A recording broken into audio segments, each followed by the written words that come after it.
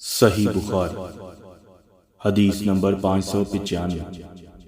حسین بن عبد الرحمن نے عبداللہ بن ابی قتادہ سے، انہوں نے اپنے باپ سے روایت کیا کہ ہم خیبر سے لوٹ کر نبی کریم صلی اللہ علیہ وسلم کے ساتھ رات میں سفر کر رہے تھے۔ کسی نے کہا کہ یا رسول اللہ صلی اللہ علیہ وسلم، آپ اب پڑاؤ ڈال دیتے تو بہتر ہوتا۔ آپ صلی اللہ علیہ وسلم نے فرمایا کہ مجھے ڈر ہے کہ کہیں نماز کے وقت بھی تم سوتے نہ رہ جاؤ۔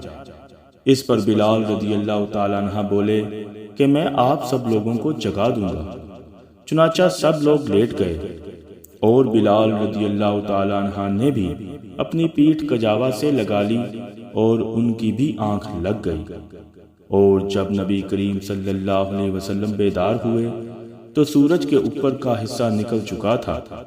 آپ صلی اللہ علیہ وسلم نے فرمایا، بلال تو نے کیا کہا تھا؟ وہ بولے، آج جیسی نیند مجھے کبھی نہیں آئی۔ پھر رسول اللہ صلی اللہ علیہ وسلم نے فرمایا کہ اللہ تعالیٰ تمہاری ارواح کو جب چاہتا ہے قبض کر لیتا ہے اور جس وقت چاہتا ہے واپس کر دیتا ہے۔ اے بلال اٹھ اور اذان دے۔